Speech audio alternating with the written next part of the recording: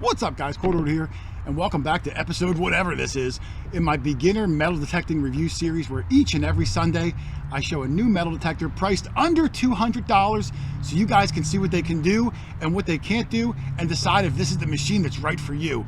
And why did I choose $200 and below? Because that's how much I found in modern change alone just last year. It doesn't include the silver and the gold and the old coins and the relics and all the things that make this hobby exciting. Just modern nickels, pennies, dimes, and quarters that I can roll up and schlep to the bank to pay off the machine. And this week's machine is an exciting new chapter. So far, every machine I've shown has been a one-off, meaning that if you outgrow the machine, well, now you got to try a whole nother brand and learn all nother features. Now I'm going to start showing machines that have big brothers and big sisters by big companies like Garrett and Minelab and Bounty Hunter and Fisher and Technetics and so many more. This will be the first one, and it was not even sent in by the company. This was sent in from a viewer, Michael G, who gets a huge shout out, who saw the series, sent me this machine, and I'm gonna open it up and do a review on it, and I'm super excited to see it. So on the chopping block this week, the Quest X5 metal detector. Let's open it up, see what it can do.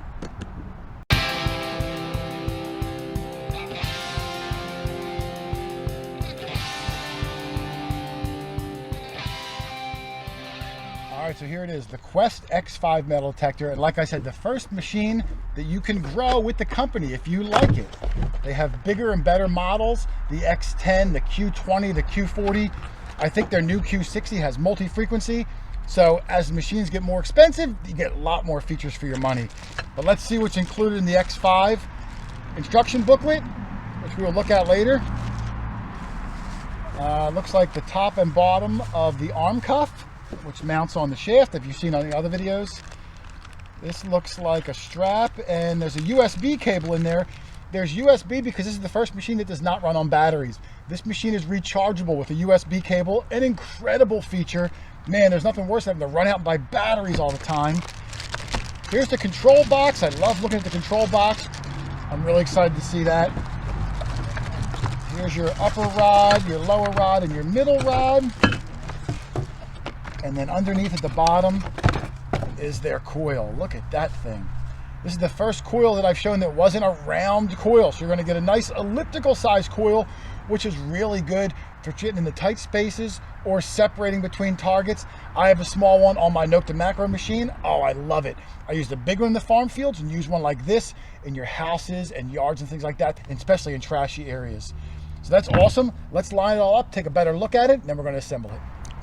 All right, and here it is, everything that came in the box, the Quest X5 metal detector. And you might notice on other videos and say, hey Jay, where's the soft case? Where's the headphones? Where's the pickaxe multi-tool thing? It doesn't come with it. But what I will say is now you're looking at quality detectors that are a little bit better than some of the other ones. But let's see what it does come with. You get the Quest 2020 catalog, which will go over all the other machines they have and different accessories made by the company. You get the quick start guide, which will go over all the features and how to assemble it and all that stuff. Some sort of a card if you wanted to be friends with them on Facebook. I don't know. A couple of stickers. Everyone likes stickers. You get your 3 rods, your lower, middle, and upper rod, which will connect right to the control pack. Your arm cuff, upper and lower. You get this coil, which is actually called a Turbo D Blade coil. Really fancy name. It is the first machine that comes with a coil cover. So when you're swinging and you're scratching twigs and rocks and sand, it does protect the coil itself. And then here is the control box itself. This is the first machine that the control box, it's not submersible or waterproof, but it is water resistant.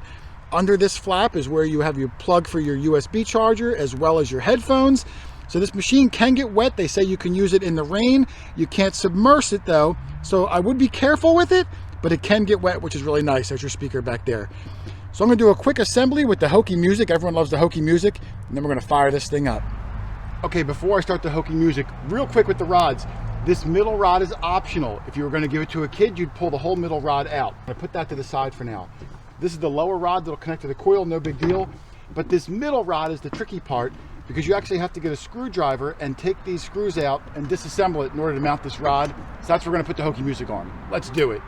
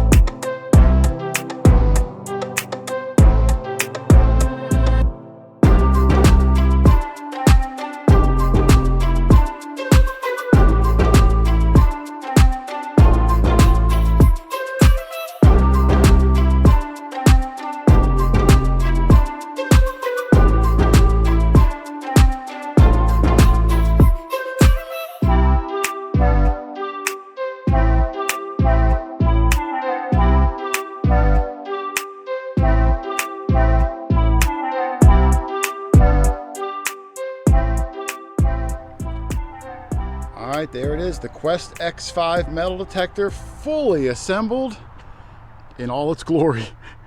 But now let's get the meat and potatoes, come around, take a look at that control panel. All right, let's take a quick look at the Quest X5 control box. I don't want to spend a ton of time on it. You have 4 buttons, a power button, a ground balance button, pinpoint button, and an up and down arrow. Some of the buttons do multiple functions. They are a nice rubberized button. It feels very quality, but we're gonna turn it on. And the first thing I noticed when I turned it on was how nice it is to just be able to see everything in one view.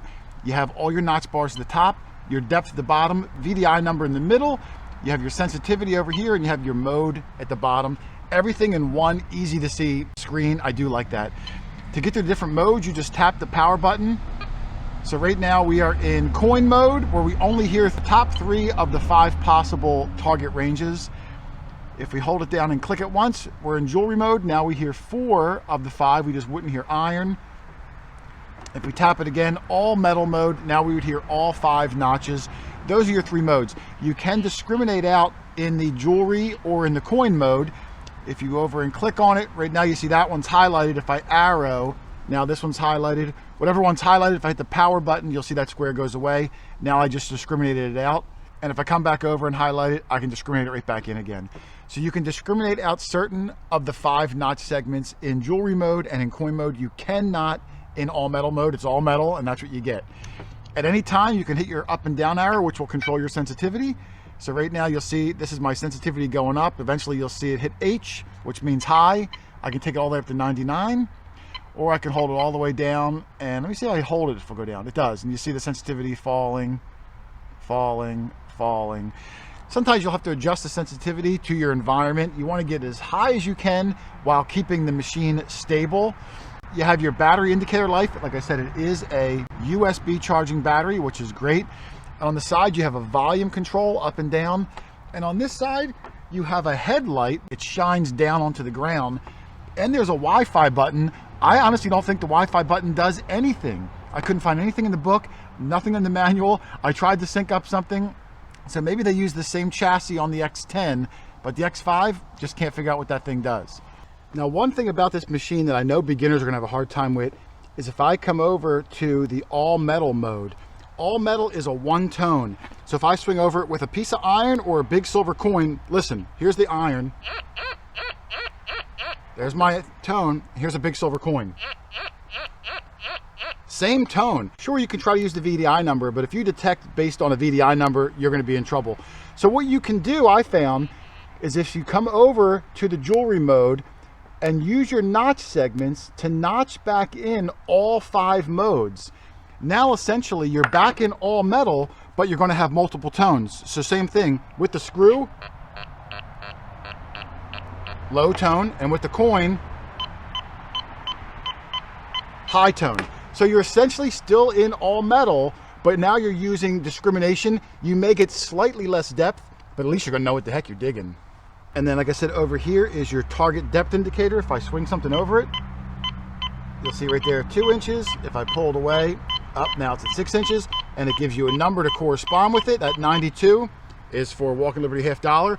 So let's line up the air test. We'll get a quick idea of how deep it can go with this stock coil. Let's dive into it. All right, for consistency, every video I'm going to do the same coins over every machine so you have some sort of benchmark. I am going to add in an Indian head penny because I haven't done one of those yet. A lot of people ask me how they pick up pennies. The gold ring's a new one, but otherwise, same ones. Let's start off. I'm going to start with the Indian. What the heck? This will come up copper penny, wheat penny, Indian penny, pretty similar rings on almost any machine. 3, 4, 5, 6. A little different tone there, but clearly it's 7. And I kind of lost it.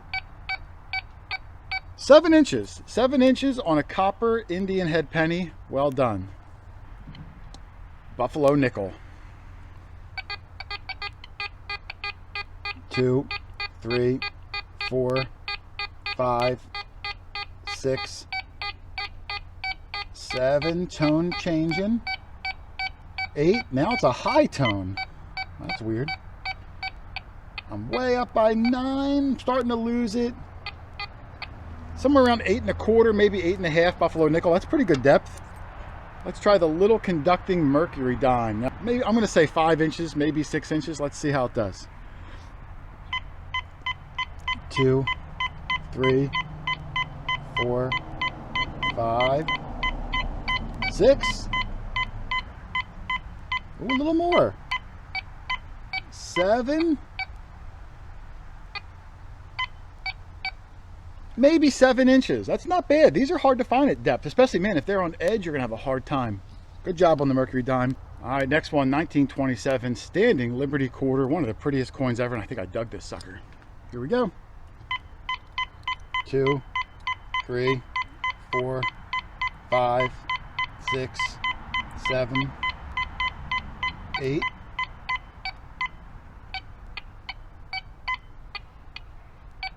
I'm going to say 8 inches solid on the SLQ. I would have dug that. And then the Big Mama Jama, the Walking Liberty $50. This one, I wouldn't be surprised if this hit this at 9 inches so far, maybe even deeper. So I'm doing pretty well. Here we go. 2, 3, 4, 5, 6, 7, 8, 9. I'm getting it at 10. It's on the edge. I'm going to say 10 inches solid, maybe just a smidgen over 10 inches, but that's really good. And then, of course, just for clarity, I'm going to show the gold ring because everyone wants to find a nice gold ring. Let's see if this machine will pick it up. I'm sure it will. 4, 5, 6, 7, 8. A little scratchy at 8. 7, 8 inches with the circle side. Now, if I turn it this way, notice the difference. Little scratchier, even at 4 inches. All over the place. That's why I say every target you swing over your target one direction, every single one. Then turn your body 90 degrees and swing over it this way. Because it'll sound like this in one direction, but in the other direction, you're going to dig that all day long. Well done. All right, and as luck would have it, it is raining. So the machine is being tested for its weatherproofness, although my camera is not weatherproof. I'm just going to do a couple of quick tests. What I have here is I have a quarter on edge, so the machine will see it like that. I also have a nickel on edge and a dime on edge. The machine will only see about, holy cow, maybe a millimeter, 2 millimeters worth of metal. Some beginner machines will not pick it up. Let's see how this one does. I have the sensitivity maxed out, and I am in jewelry mode, although I have all my notches in, so it's actually all metal, but in the jewelry mode with different tones. Let's see if you can hear them all. First one is the quarter. No problem at all. Let's try the pinpoint button. Here's our pinpoint over here. Going to come over to the side and hold it.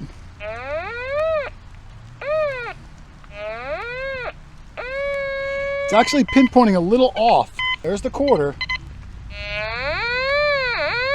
It's actually getting it right there when the coin's actually right there. It should be really loud right there. It's loudest over to the side. So it's a little confused with the coin on edge with the pinpoint button. Let's try the nickel.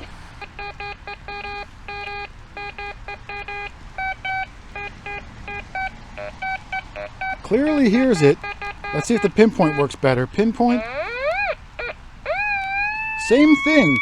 It's pinpointing it on the edge. But right on top of it, doesn't hear it. Weird. Let's try the dime. Amazing it hears it so clear on edge like that. Pinpoint. Seems to pinpoint on the edge, not in the middle. That's kind of weird. But it did hear it. Your dig might be off a little bit on coins on edge. I would probably dig here when I should be digging here. Might not sound like a lot when it's only an inch on the surface, but if it's 4 inches down, well, you missed it by a lot. And also real quick, because it is raining and I'm getting wet, let's try the $50 under the iron screw. I can't imagine this machine's gonna have any problem picking it up. It's been doing a really good job picking up everything. Here we go. No problem. Sorry for the glare, but that's what I mean about having no backlight. If there was a backlight, that glare wouldn't be there. And I am up high. I'm probably 8-9 inches above this coin. I'll come back down like butter, no problem. And just for the heck of it, standing Liberty quarter under the iron screw in the rain. So far, no machine's been able to hear the quarter under the screw, although half of them did hear the $50 under the screw. Good luck, Mr. Quest.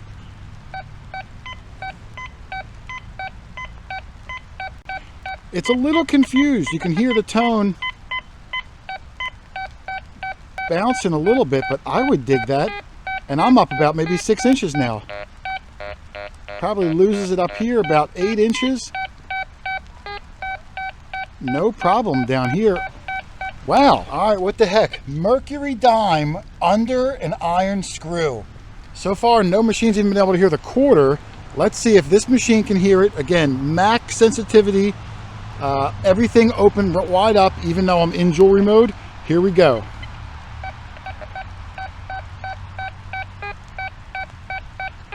It clearly hears something good. The screw by itself comes up about a 12 or a 13. So for it to be giving me a number way up in the 60s, definitely knows something's going on. I'm probably only about 3 inches above it. Up here about 5 inches. Much gruntier signal, but it hears it. That's a really good job. In the rain too. All right, I'm getting soaked. We're gonna call this quits for now. Well done, Quest. So there it is, guys, the Quest X5 metal detector. I gotta say, I'm a fan. I was not familiar with the Quest brand. It is really well made. $149 is what the machine goes for. The build quality is really nice. It's like a nice rubberized military grade buttons, easy to push, easy to use, nice grip handle. Kind of reminds me of a lower end Simplex if you want. You know, not as many features as a Simplex, but just the look and feel of it. You will have no problem navigating through the screens, and I love the screen itself. Such a nice layout, sensitivity, depth, discrimination, what mode you're in, big VDI number in the middle. Man, that's great. I love the fact that it's USB rechargeable. You can mount a USB power stick and plug it in and charge it as you go. I have that feature on my $1,000+ machine. This one's $149. I love the stock coil that it comes with. It's a nice 5x9 elliptical coil. You can get into those tight places and you can separate targets really well. It even comes with a coil cover, and if you so chose, you can even buy additional larger size coils. You might not want to buy a $200 extra coil for a $150 machine. Most of these beginner machines, you're stuck with the coil it comes with. This one you can grow if you so chose to. Now, there's a few things I didn't like about it. Not a lot, I'm nitpicking, but there were a few. I wish there was a backlight. Get rid of the goofy ground-facing headlamp, flip it around and put a backlight on there. It's so much easier to see the screen, the sun glare won't affect it. It takes a little bit more battery life, but if you can charge this thing as you go, put the darn backlight on there, that would be great. The other thing I didn't like about it, as nice as the buttons on the front were, the buttons on the side were really junky. I had to really jam my finger in there to turn the volume up. And on the other side, there's a wireless button, but the machine has no wireless capabilities. I'm guessing they use the same chassis on higher end machines as they do on this one. So there's a button on there that I think does absolutely nothing. That's kind of crazy. The shaft is a little bit wobbly with the push pins, but otherwise a really good machine. So again, huge shout out to Michael G for sending me the machine. I'm gonna reach out to Quest and see if they'll send me the X10, because I think that machine is also $200, and we'll see what kind of upgrades you can get on it. But otherwise, the X5 machine, I'm gonna give it 4 out of 5 stars in the under $200 detector category. I really think whoever buys it, you're gonna like this machine. You're gonna get a lot out of it. You'll be able to use it for much longer than some of the other beginner machines will. And I think you're gonna find good stuff because it's accurate, the target ID worked well, and it gets really good depth. Well done, Quest. And otherwise, I'll be back next week for another machine on the chopping block. I've got some really good machines I've done so far, and I've got some really good ones coming up. They're gonna be battling out down the finish line. I can't wait to see how they do. So otherwise, thanks for watching, everybody. Happy hunting. I'll see you in the next one. Later.